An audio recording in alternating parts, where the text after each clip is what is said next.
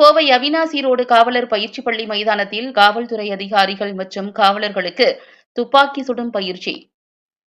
கோவை மாநகர காவல் அதிகாரிகளுக்கு 9 மில்லிமீட்டர் பிஸ்டல் துப்பாக்கி சுடும் பயிற்சி.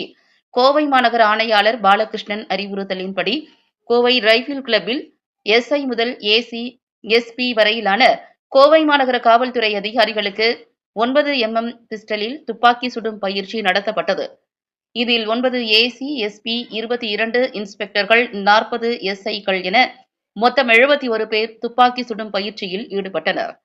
கடந்த சில தினங்களுக்கு முன் பங்கேற்பாளர்களுக்கு stripping and assembling, load and unload, இலக்கு, சுத்தம் செய்தல் அண்ட் பராமரிப்பு, பாதுகாப்பு பற்றிய பயிற்சி அளிக்கப்பட்டுள்ளது என்பது குறிப்பிடத்தக்கது.